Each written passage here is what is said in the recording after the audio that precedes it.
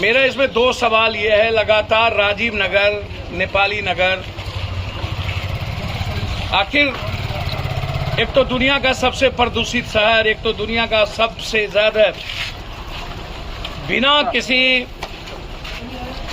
नक्शे के, बिना किसी चीजों के पटना शहर को सरकार ने लगातार 20 सालों से, 40 सालों से, 50 सालों से बिना किसी रोड मैप के, जिसके चलते बाढ़ भी आई, पटना बर्बाद भी हुआ। लेकिन जब राजीव नगर और नेपाली नगर के पब्लिक जिस वक्त जमीन ले रहे थे या जो जमीन बेच रहा था, जब उस वक्त थाना थी, सीओ था, रजिस्ट्री ऑफिस हुई, पैसा दिया, गवर्नमेंट को पैसा दिया, उस वक्त गवर्नमेंट ने मना क्यों नहीं किया?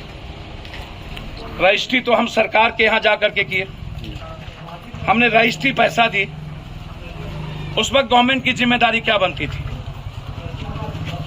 ये अवैध जमीन है या सरकारी जमीन है, हम घर जमीन नहीं देंगे। तब रजिस्ट्री से लेकर के गवर्नमेंट और नेताओं के दलालों ने थाना से मिलकर, सीओ, एडीएम से मिलकर के पब्लिक के साथ धोखा किया कंप्लीट रूप से। और पब्लिक निर्दोष होती है, वो उन्हें जहां जिंदगी जीने का आशियाना मिलेगा, वो व्यक्ति वहां अपना परिवार को सुरक्षित रखने का प्रयास करेगा।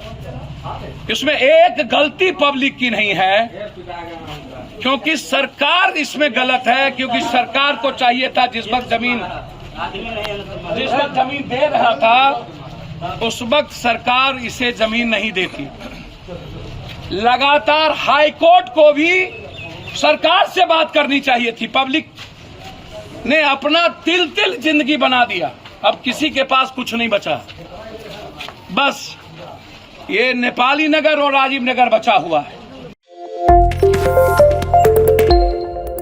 मेरा इसमें दो सवाल ये है, लगातार राजीव नगर, नेपाली नगर,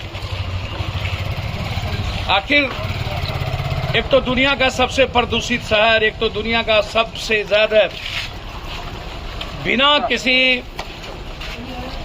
नक्शे के, बिना किसी चीजों के पटना शहर को सरकार ने लगातार 20 सालों से, 40 सालों से, 50 सालों से बिना किसी रोड मैप के, जिसके चलते बाढ़ भी आई, पटना बर्बाद भी हुआ। लेकिन जब राजीव नगर और नेपाली नगर के पब्लिक जिस वक्त जमीन ले रहे थे या जो जमीन बेच रहा था, जब उस वक्त थाना थी, सीओ था, रजिस्ट्री ऑफिस हुई, पैसा दिया, गवर्नमेंट को पैसा दिया, उस वक्त गवर्नमेंट ने मना क्यों नहीं किया?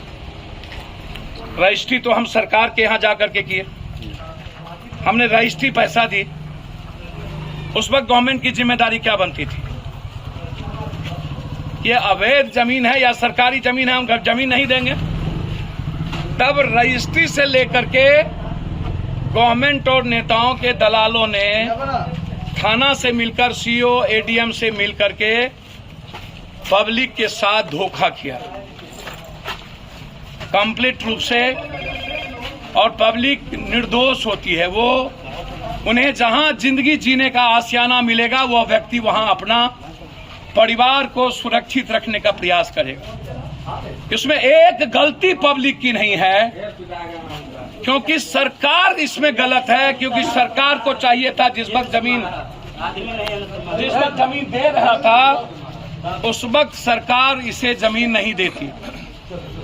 लगातार हाई कोर्ट को भी सरकार से बात करनी चाहिए थी। पब्लिक ने अपना तिल तिल जिंदगी बना दिया, अब किसी के पास कुछ नहीं बचा, बस ये नेपाली नगर और राजीव नगर बचा हुआ है।